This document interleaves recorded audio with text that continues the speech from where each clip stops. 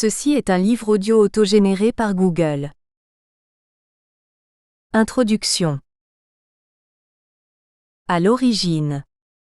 Un métier, professeur des écoles, que j'ai connu de l'intérieur en l'exerçant environ une trentaine d'années. Un écrit, le mémoire de CAFI-PEMF, certificat d'aptitude aux fonctions d'instituteur ou de professeur des écoles maître formateur, qui me donne envie de reprendre des études. Une équipe de chercheurs dont Claudine Blanchard-Laville et Jackie Bayrou, qui me font découvrir l'approche clinique d'orientation psychanalytique et m'ouvrent d'autres horizons pour penser la relation enseignante-enseignée. Un directeur de thèse, Jean-Luc Rinaudot, qui accepte de m'accompagner pour passer du désir de faire une thèse à celui d'écrire une thèse. La recherche. Formatrice de futurs professeurs des écoles, j'ai souhaité mieux comprendre les enjeux de la relation pédagogique. Depuis la mise en application de la loi du 11 février 2005 pour l'égalité des droits et des chances, la participation et la citoyenneté des personnes handicapées, le nombre d'élèves en situation de handicap accueillis en milieu ordinaire a sensiblement augmenté. Que se passe-t-il au niveau de l'intersubjectivité lorsqu'une professeure des écoles accueille dans sa classe ce type d'élèves ? Le livre. Un détricotage du travail d'écriture réalisé pour la thèse, et un ajout d'éléments issus de nouvelles lectures m'ont permis d'aboutir à la rédaction de ce livre. Chapitre 1, du cadre théorique à la question, de recherche en passant par la chercheur. Où l'on s'aperçoit que le temps n'est pas qu'un faucheur, mais aussi un semeur, et que dans le processus de notre création, c'est à nous d'avoir le rôle décisif. Albert Jacquard, Moi et les autres. L'approche clinique d'orientation psychanalytique. L'approche clinique est issue du monde médical. Elle y est devenue une des formes d'accès à la connaissance.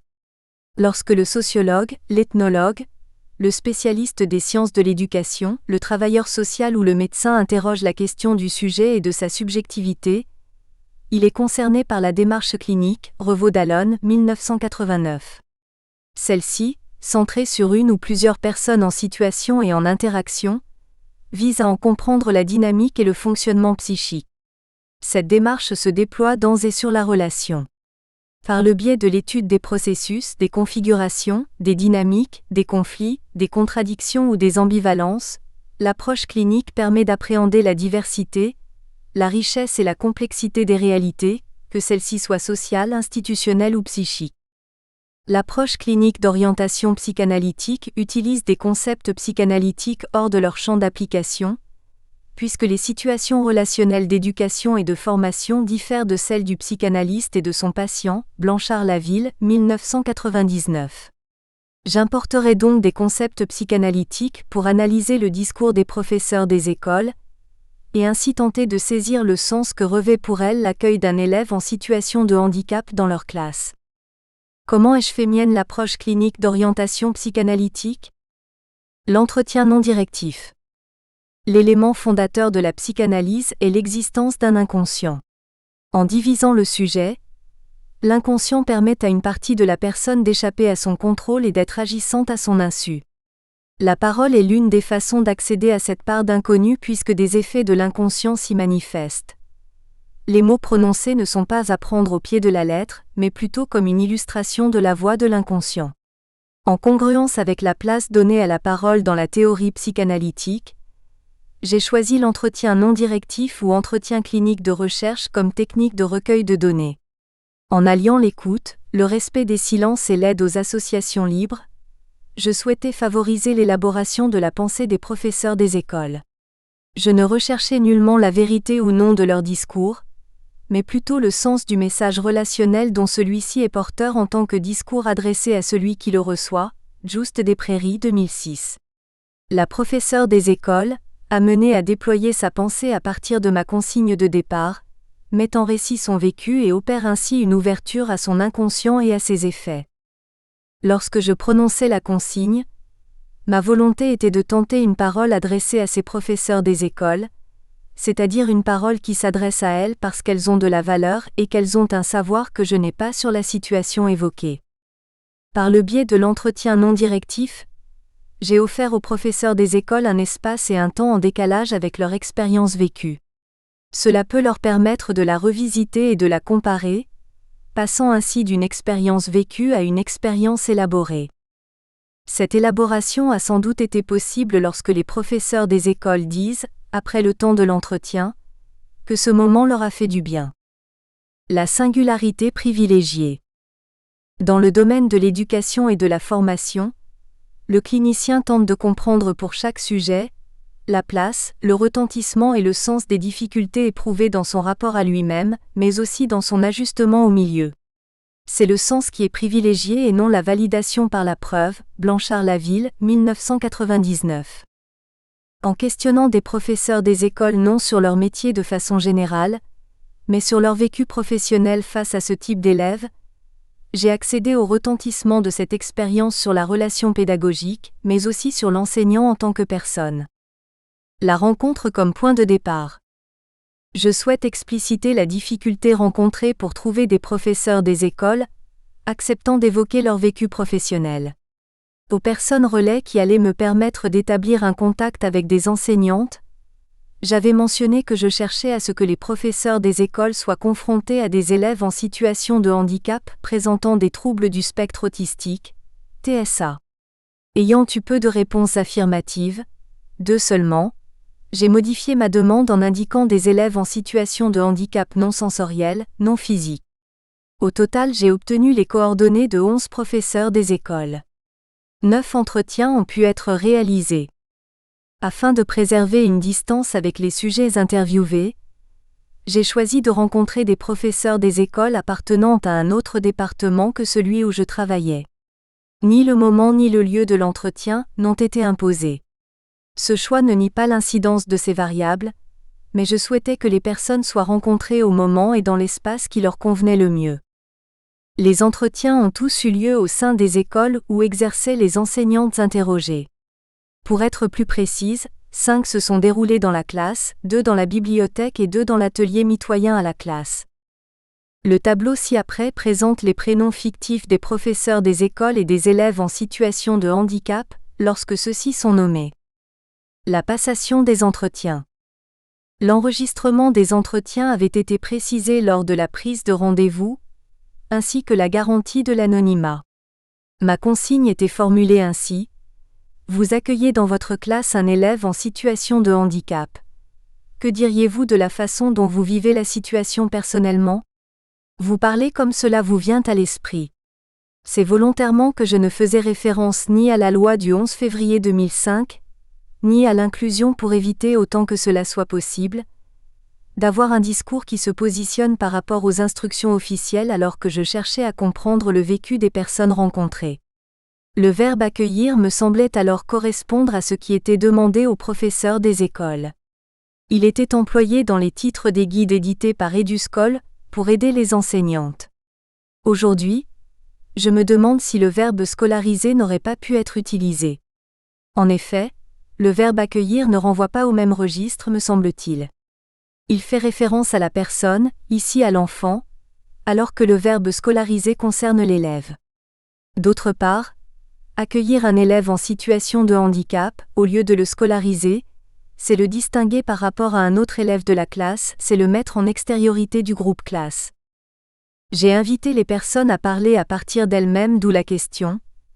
Que diriez-vous de la façon dont vous vivez la situation personnellement ? N'ayant donné aucune information sur le type d'entretien que j'allais mener, j'ai précisé mon attente avec cette phrase « Vous parlez comme cela vous vient à l'esprit ».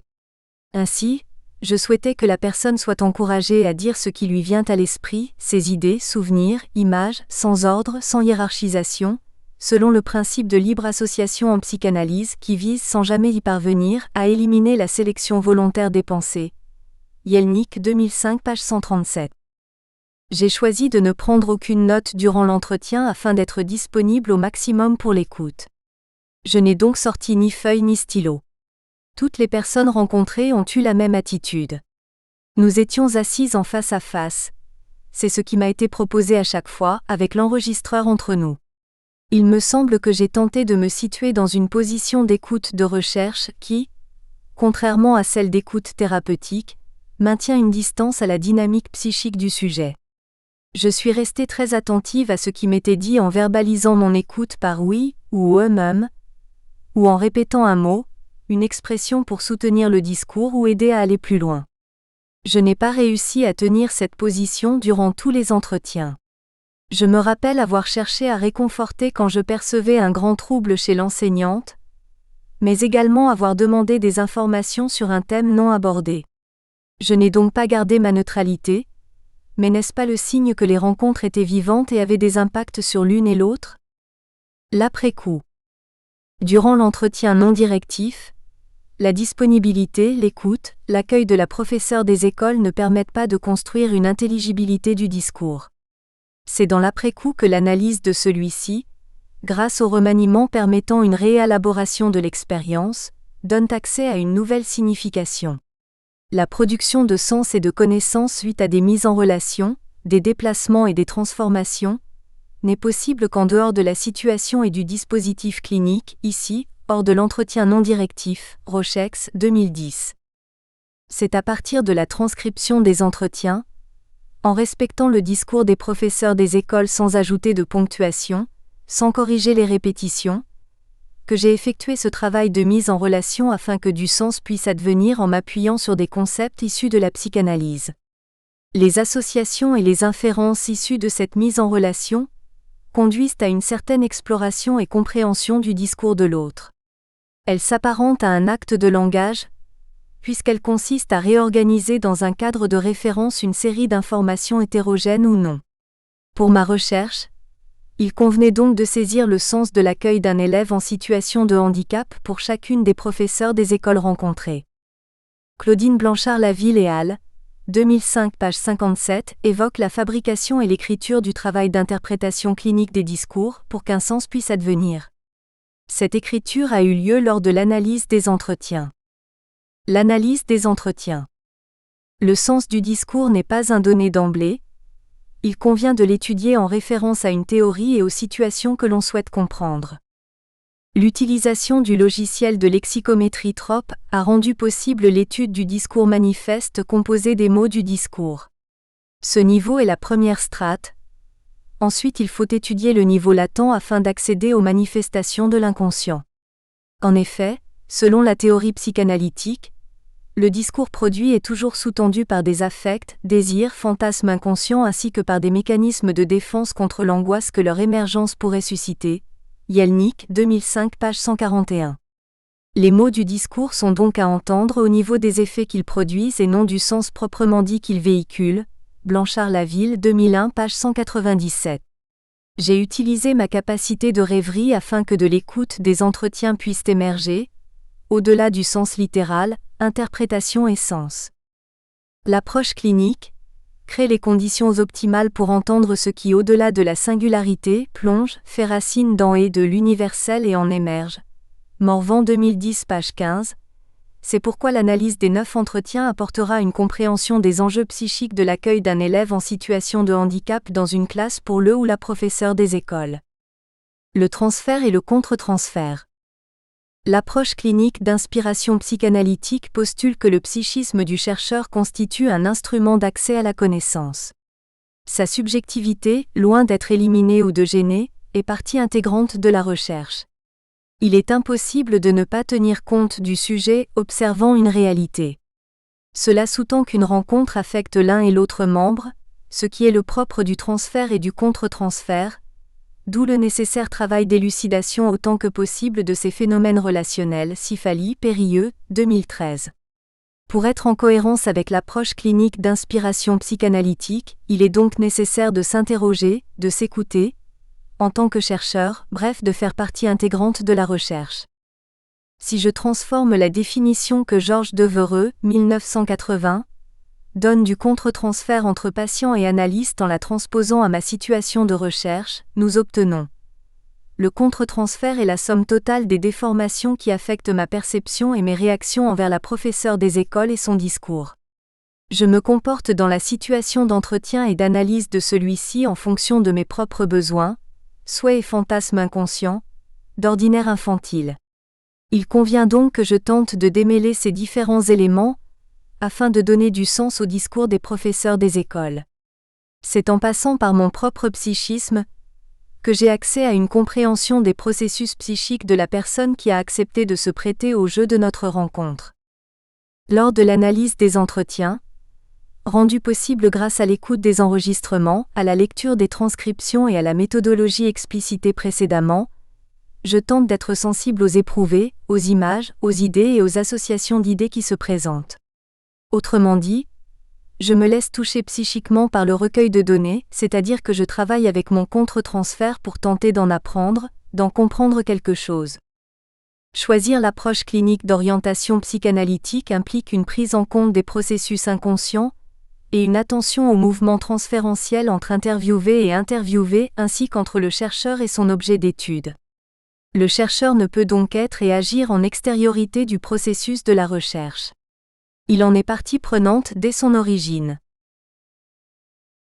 Élaboration de ma subjectivité. Qu'est-ce qui a conduit l'institutrice que j'étais à s'orienter vers la recherche et à choisir le cadre théorique de l'approche clinique d'orientation psychanalytique? Je tenterai d'élaborer ce qui a présidé au choix de ce cadre théorique, mais aussi à la construction de mon rapport au savoir, à la recherche et à son objet. J'utilise l'expression « tenterai d'élaborer », puisqu'une part de moi restera toujours dans l'ombre, à jamais insu. Rencontre avec la psychanalyse. Le choix d'un cadre théorique n'est jamais neutre. Il est le fruit d'une histoire singulière. En classe de terminale, la professeure de philosophie nous a présenté la psychanalyse. Nous avons alors étudié un des livres de Freud, Psychopathologie de la vie quotidienne, que je lisais lors de mes trajets en bus pour me rendre au lycée. Le verbe lire n'est pas le plus approprié.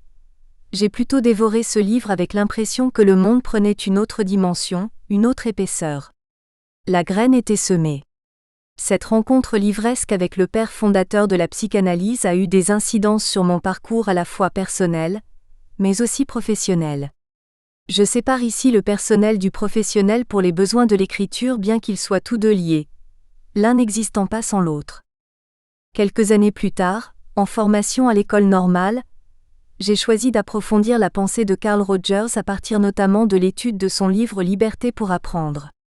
J'ignorais alors que cet homme avait théorisé une conception du développement de la personne. Puis, durant mes 10 premières années d'enseignement, j'ai côtoyé les ouvrages de Françoise Dolto, La cause des enfants, l'image inconsciente du corps, Tout est langage, l'échec scolaire, Essai sur l'éducation et la difficulté de vivre, ouvrages qui m'ont sensibilisé à une autre façon d'être, de concevoir le rapport à l'autre et à une écoute au-delà des mots prononcés. Sans doute, ai-je trouvé auprès de ces auteurs une façon de penser le monde qui me convenait. Moi qui avais vécu dans un univers familial où les mots d'explication, d'accompagnement étaient rares, où la parole des enfants n'avait pas la même valeur que celle des adultes, je trouvais dans ces lectures une explication au manque de mots que j'avais ressenti durant mon enfance. L'inconscient, cette part de nous non accessible directement, m'intéressait, tel un mystère à élucider. Là où d'autres pouvaient y voir quelque chose d'insensé, je trouvais cela passionnant. Sans doute cet intérêt pour l'insu s'origine-t-il dans une histoire familiale où le secret a pesé pendant de longues années. À l'époque, ce savoir sur la psychanalyse que j'avais glané de façon autodidacte me donnait l'illusion d'une infaillible lecture du monde. Cela répondait à la fois aux craintes de non-sens que j'avais gardées de mon enfance et à une volonté de maîtrise. Sans doute, les éléments que je retenais alors de mes lectures avaient-ils pour objectif de m'aider dans une logique prescriptive ou d'expertise pour l'exercice de mon métier d'enseignante. Freud définit la pédagogie comme désignant l'application de la psychanalyse au champ de l'éducation et de l'enseignement. En exportant la psychanalyse dans d'autres champs que celui du soin, Freud souhaitait ainsi lui donner une place hors du champ médical. Une autre volonté l'animait, celle de réduire le nombre d'erreurs éducatives vécues dans l'enfance afin de prévenir les difficultés psychiques des futurs adultes qui, selon lui, trouvent leurs origines dans une éducation traumatique. Lorsque j'exerçais dans les écoles, j'ignorais que Freud avait eu cette intention. Cependant, j'avais pu noter combien les apports de mes lectures ainsi que les cours à l'université m'avaient permis d'adopter une attitude, une posture différente vis-à-vis des élèves, mais aussi de leurs familles. Il me semble que j'avais gagné en réflexivité et en capacité d'accueil de l'autre, élève ou parent. Sans doute ai-je pu illustrer cette idée que l'étude des mécanismes psychiques à l'œuvre lors des apprentissages et du rapport au savoir avait modifié sensiblement ma posture d'enseignante. Aujourd'hui, ma connaissance livresque de la psychanalyse s'accompagne d'une connaissance de l'intérieur que j'apparente à un savoir expérientiel, fruit de plusieurs années d'analyse. Au début des années 90, après avoir obtenu un CAFI-PEMF, certificat d'aptitude aux fonctions d'instituteur ou de professeur des écoles maîtres formateurs, j'ai éprouvé le désir de reprendre des études. Inscrite en 3e année de licence de sciences de l'éducation à l'Université de Paris-Ouest Nanterre, j'y ai rencontré des enseignantes-chercheurs ayant une posture que je trouvais singulière. Au-delà des connaissances transmises, il ou elle adoptait une manière d'être, favorisant la réflexion, la pensée, qui me donnait l'impression que je n'étais pas bête. Il ou elle partageait la volonté d'amener leurs étudiantes au plaisir de penser par eux-mêmes ou elles-mêmes, tout en s'inscrivant dans une filiation théorique, celle de l'approche clinique d'orientation psychanalytique. De mon année de licence jusqu'au DEA puis, en participant pendant 5 ans à un groupe de recherche sur la formation des enseignantes, j'ai travaillé dans ce champ théorique. Lorsqu'une dizaine d'années plus tard je décide de m'inscrire en thèse, c'est naturellement que je choisis l'approche clinique d'orientation psychanalytique. Qu'est-ce qui a motivé mon parcours de chercheur ? Rapport à la recherche. Lorsque j'ai souhaité élucider mon rapport à la recherche, des souvenirs sont revenus.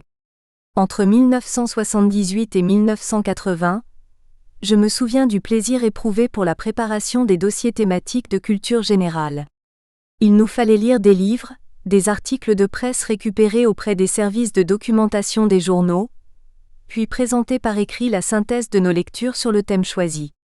Quelques années plus tard, en 1986, à l'école normale, devenue aujourd'hui l'INSPE, je devais rédiger un dossier portant sur l'étude d'un projet pédagogique. Mon travail portait sur les ateliers lecture qu'une équipe d'enseignantes avait mis en place dans leur école en décloisonnant toutes les classes. Avec leur accord, j'ai assisté à ces moments et je les ai interviewés pour recueillir des informations sur l'historique de ce projet, les objectifs et les résultats obtenus. À l'époque, sans le savoir, j'avais mené des observations et réalisé des entretiens directifs. Au début des années 90, dans un centre de classe de mer, j'occupais le poste d'adjointe avec pour responsabilité l'intendance et l'animation pédagogique. Inscrite au CAFI-PEMF, j'ai décidé de réaliser mon mémoire sur les temps des repas comme moments éducatifs et pédagogiques. Pour cela, j'ai associé à ce projet les enseignantes venant avec leur classe ainsi que le personnel d'animation, de cuisine et de service. Cela s'apparentait à une mini-recherche-action, réunissant des professionnels de différentes origines. C'est à la fin de ce travail de lecture, réflexion et écriture que l'envie de reprendre des études s'est exprimée. À l'époque, j'ignorais que ce désir me conduirait jusqu'au doctorat. Rapport au savoir. Selon Jackie Beiro, le rapport au savoir pour un sujet, individuel ou collectif, tient à la nécessité d'analyser sa situation, sa position, sa pratique et son histoire pour lui donner son propre sens. 1989, page 189. C'est pourquoi je vais maintenant donner quelques éléments sur mon histoire familiale et scolaire. Je suis né dans un petit village de Picardie, mes parents étaient agriculteurs. Je suis l'aîné, mes 2 sœurs ayant respectivement 3 et 4 années de moins. Dès mon enfance, j'ai investi sans difficulté l'école et les savoirs qu'elle dispensait. Cela a semble-t-il été un endroit où j'avais une place. À la maison, pas de livres, quelquefois la presse locale, je me souviens du premier livre reçu à Noël. Il s'agissait du conte Le Petit Chaperon Rouge avec des illustrations en couleurs. Mes grands-parents maternels et paternels, agriculteurs également, lisaient le journal local. Il me reste une image, mon grand-père paternel lisant assis dans un fauteuil. Mes parents n'aimaient pas l'école. Ma mère l'a quitté sans aucun diplôme à 14 ans pour travailler dans la ferme de ses parents. Mon père, quant à lui, jetait son cartable lorsqu'il rentrait de l'école pour aller vers toute autre activité que l'étude. Cependant, aujourd'hui, je réalise qu'ils m'ont transmis chacun à leur façon des raisons d'investir le savoir de l'école. Ma mère répétait qu'il était important pour une fille d'avoir un métier, que l'école c'était important.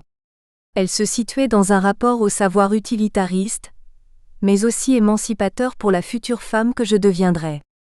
Mon père, après avoir quitté ma mère, est retourné à l'école pour devenir maçon. Sa réconciliation avec l'école et le savoir, hypothèse que j'aimais, correspond à un changement dans sa vie privée.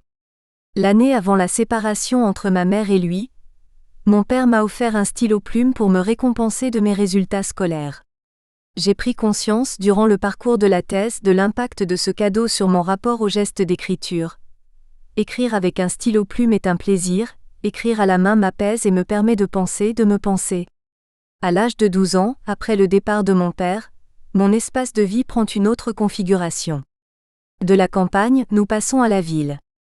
D'une grande maison, nous emménageons dans un petit appartement. D'une famille élargie très présente. Repas dominicaux avec grands-parents, oncles, tantes et cousins, jeudi, journée sans école à l'époque, passée chez mes grands-parents paternels, nous passons à une famille très restreinte. Seule une tante et ma grand-mère maternelle venaient nous voir certains dimanches. Au-delà de la rupture de mes parents, il s'agissait d'une rupture avec le côté paternel, mon père et sa famille. Cette rupture familiale, somme toute fréquente à l'heure actuelle, a semble-t-il constitué un événement marquant pour moi. Je perdais une partie de mes origines. Il me semble que cette perte était encore à l'œuvre, lorsque dans la sphère professionnelle, j'investissais fortement certaines relations.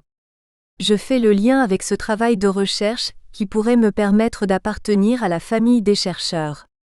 Rupture plurielle, absence du père, est-ce possible que cela entre en résonance, avec l'importance comprise au fur et à mesure dans mon travail de recherche, les concepts psychanalytiques de liaison et de déliaison?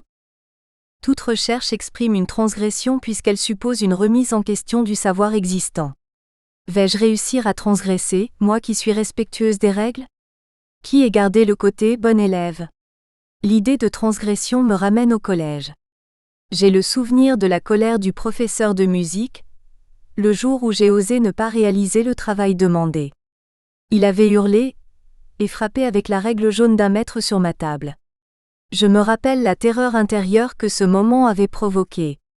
Cette peur de transgresser, vais-je réussir à l'apprivoiser? La difficulté à penser par moi-même, je l'ai ressentie. Il me semble que l'analyse des entretiens m'a permis d'accéder à une pensée. Nous espérons que vous avez apprécié cet aperçu. Pour continuer à écouter ce livre audio sur Google Play Livres, utilisez le lien dans la description de la vidéo.